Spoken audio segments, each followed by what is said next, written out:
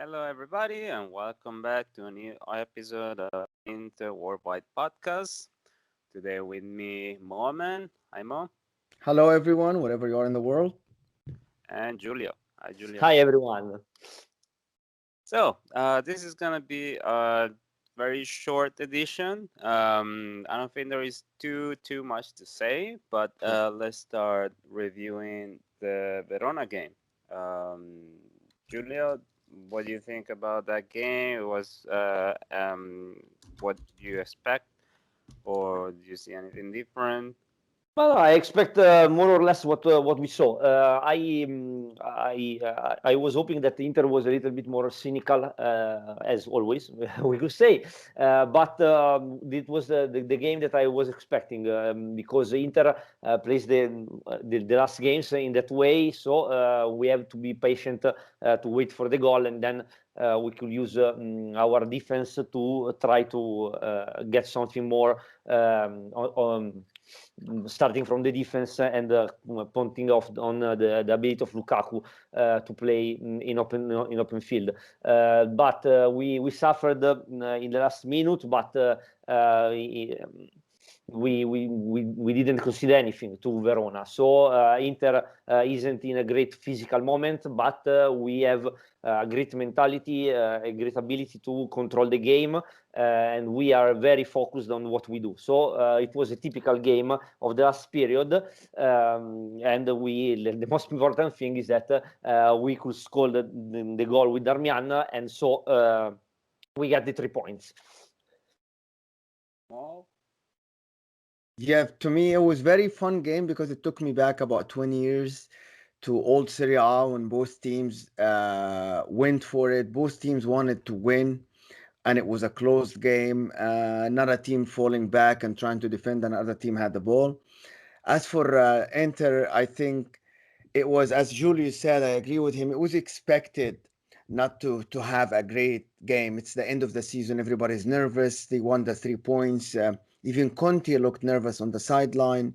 And you can tell from the movement of Lukaku, he is probably exhausted by now at the end of the season. Game every 3 days, 90 minutes every game.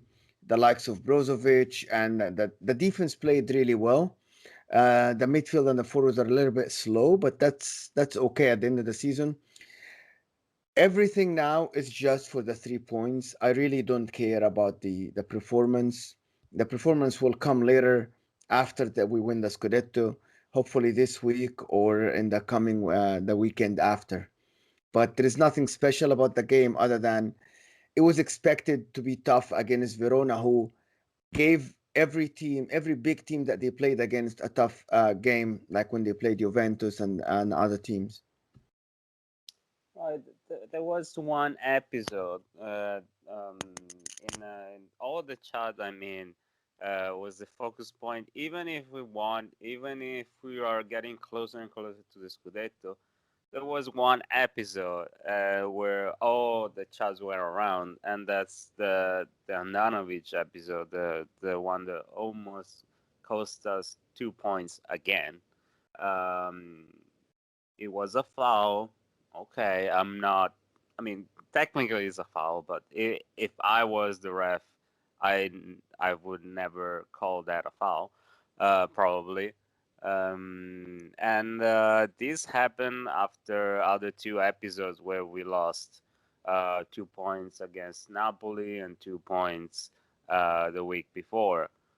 So this has been probably the worst season of Handanovic with us, and I want to ask you, what do you think? Am I overreacting? Everybody's overreacting, or is probably time to do something about this? No, we are not overreacting. Instead, we are underreacting in the last months, in the last years, because the first thing is that Handanovic was born in 1984. He's not a young goalkeeper; he's an old goalkeeper. For example, but if you think that we sold Julio Cesar at 33 years old, 5 years before Handanovic, so it's not too early to think about a new goalkeeper.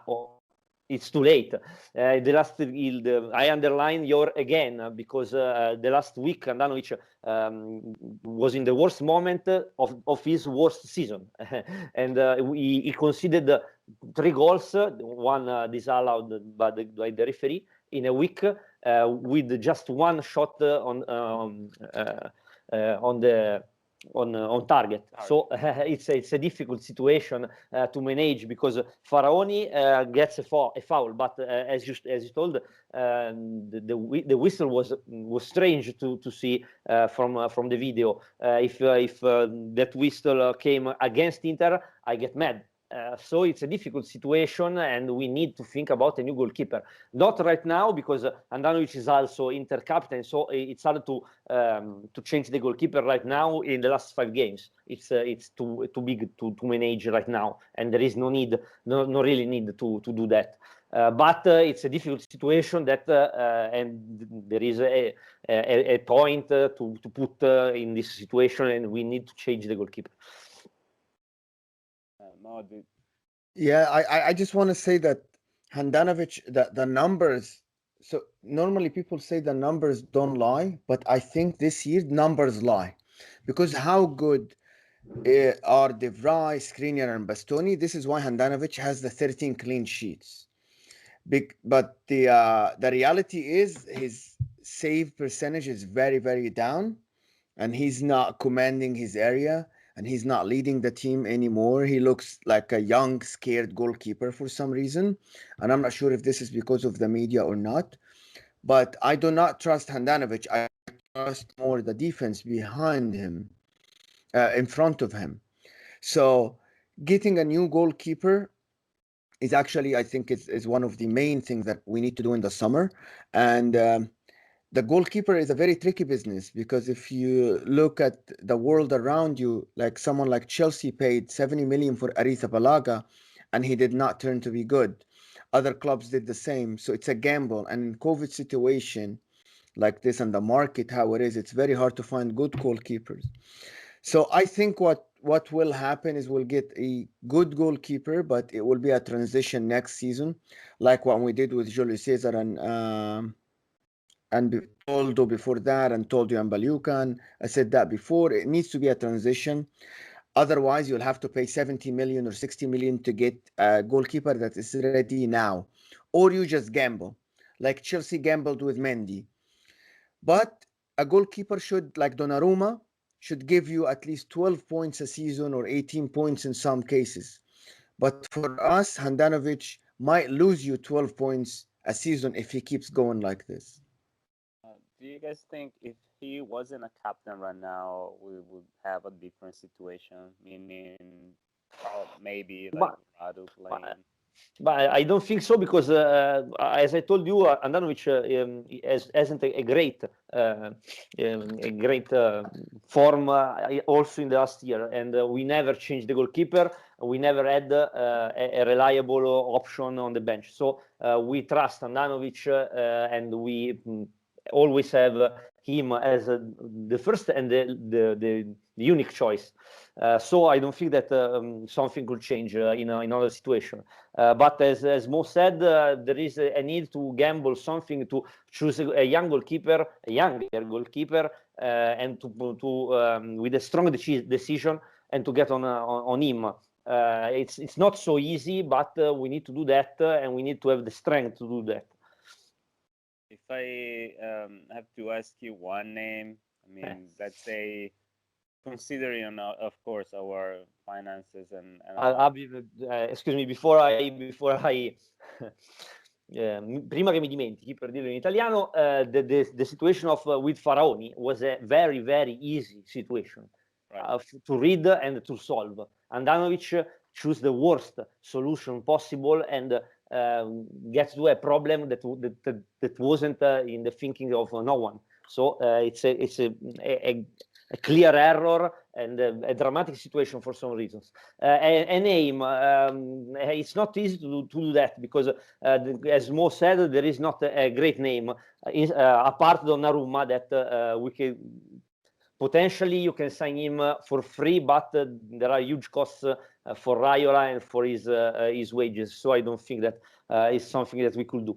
Then it's for me, it's there is no greater difference between, for example, Musso and some other options like him.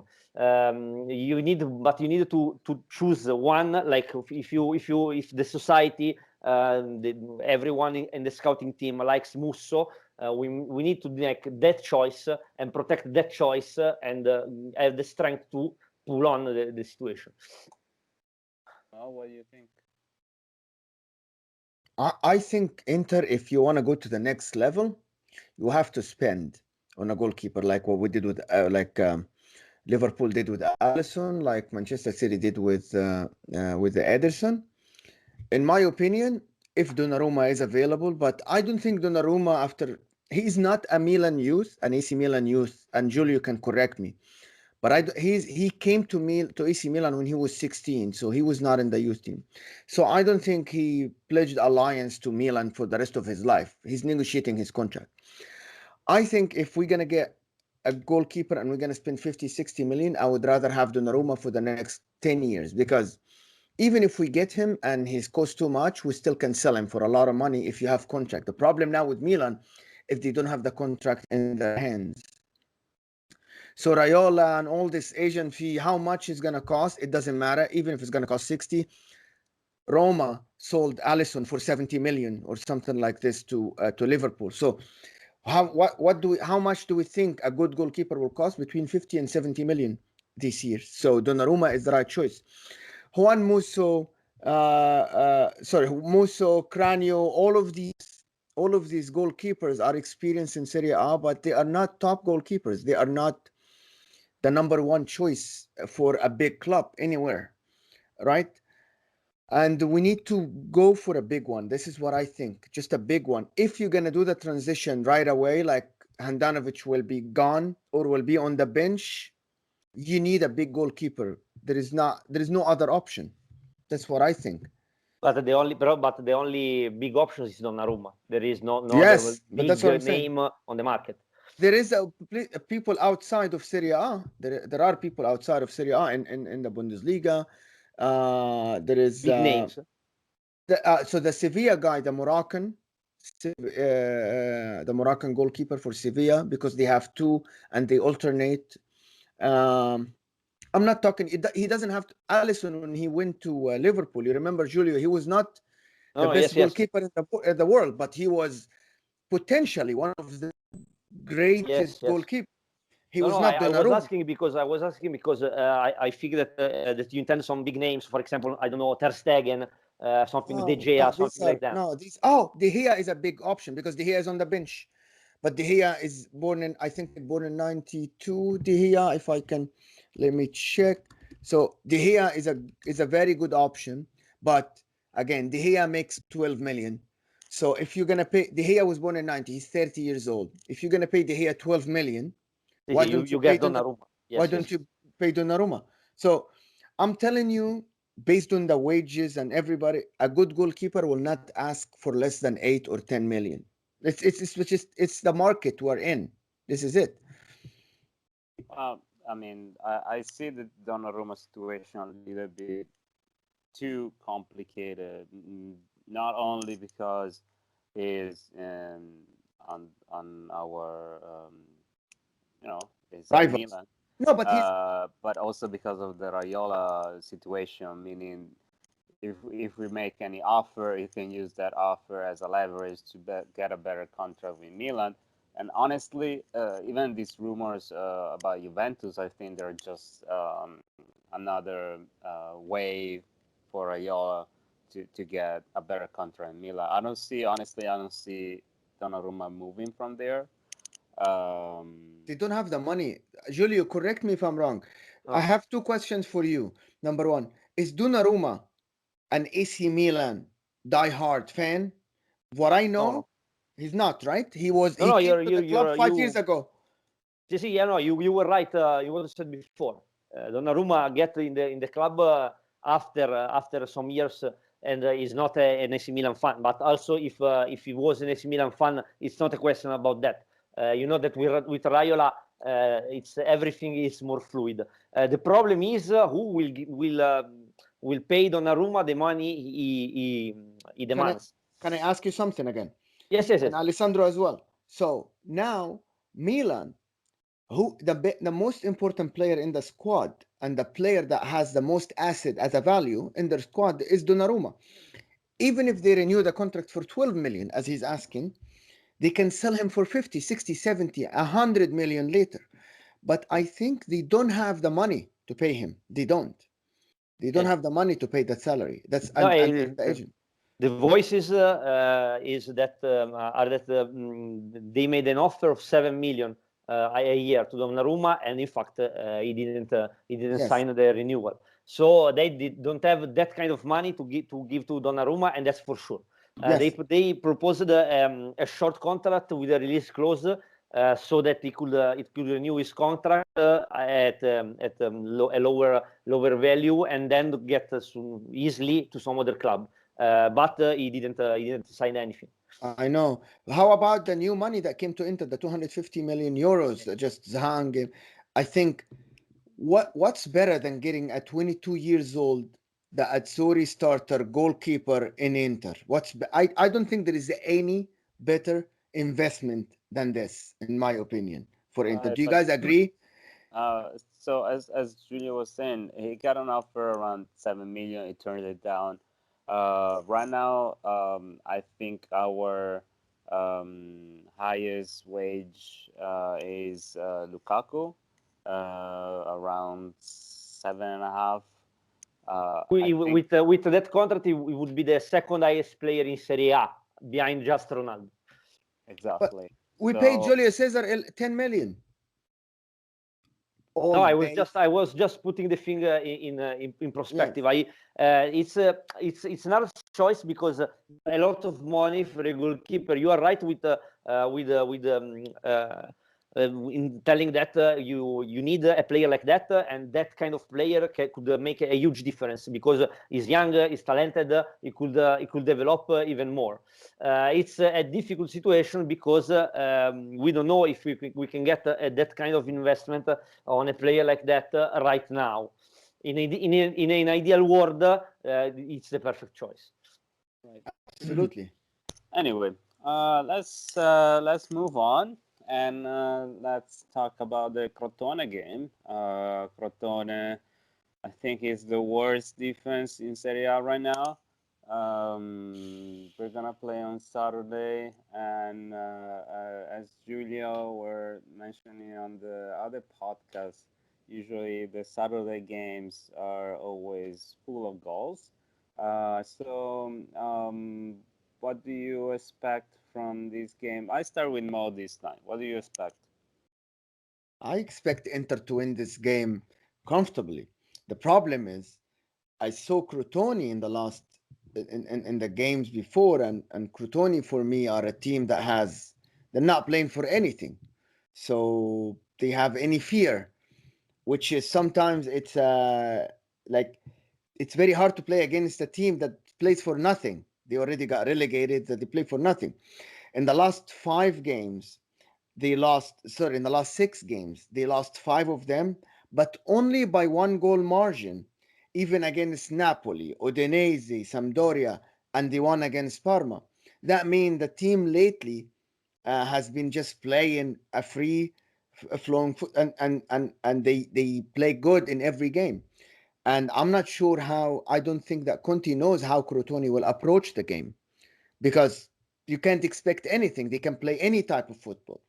What I want to see from us is I think it's the time to maybe to implement Sensi back in the squad. I don't know for who, but the only player I know that he cannot stay on the bench is Barella because of his energy. Because if you play without Barella, it's very hard to recover on the counter attacks, and they have fast players, Unas, and they have Simi on the counter attack.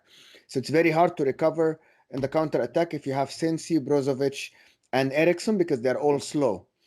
But I want to see Sensi play, and I want to see Lukaku score. He has been not scoring for the last 4 games, and I think players are marking him very well. And now he played 3 games, a game every 3 days, and I think now with 7 days rest, he should be good to go and he should be fresh again because he looked a little bit tired. But that's all I want is I want to see Inter back to the 7-day preparation like we used to do before the Napoli game. It's perfect, and I add the fact that Crotone is an offensive-minded team. It's with Cosmi, they always think about going on the opposite box and trying to score goals. And it's not so obvious for a team in that situation. But they didn't have a defense at all because they aren't just the worst defense in Serie A. They are in an historical perspective the worst defense in Serie A. So in the first game against them, we won 6-2, and I expect something like that because we need to attack this game to demonstrate a strong will to win. And Crotone's defense could help us in that way, and Lautaro, Martinez and Lukaku need to make the difference and get something more on the opposite box. All right. I hope after all this we're not gonna win 1-0 because well, the important if we win, it's the most important thing. right, exactly. Yeah, if we get the 3 points, I need feverishly a victory. Okay, so let's predict score. Giulio, you said something around 6-2 or something like that? So, in the big games, Crotone always scored against in the first with Cosmi, against or even in the first match against Atalanta, they lost 5-1. They managed to score, so I expect something like a 5-1, or I hope something like a 5-1. All right, Mo, what do you expect? Whoa, 5 goals, Giulio. Oh my God. I like that. Because my secret objective is that Crotone gets to 100 goals against. It's my dream. Oh, I expect Inter to win 4-2. All right. Last question. This is I just want to touch very quickly. We are gonna come back on this subject, but do you think at the end of the season, Milan and Juventus are gonna be both in the Champions League, or not? Giulio, what do you think? It's a very difficult situation, and right now I tell you not. One of them will get to the Europa League. Which one? Which one? Which one? It's hard to tell. Because in every Milan and Juventus both, if they get to Europa League, they get severe problems in that situation. So because for my entire life I hated AC Milan, so I have to tell Milan. Okay. And Mo, what do you think? I think Serie A is gonna be Inter, Atalanta, Napoli, Juventus, and then Milan will be even a 5th. That's what I think, or 6th. Okay. And that potentially could change the whole Donnarumma situation if they're not in Champions League or even Europa League. I doubt Donnarumma wants to say, but that's.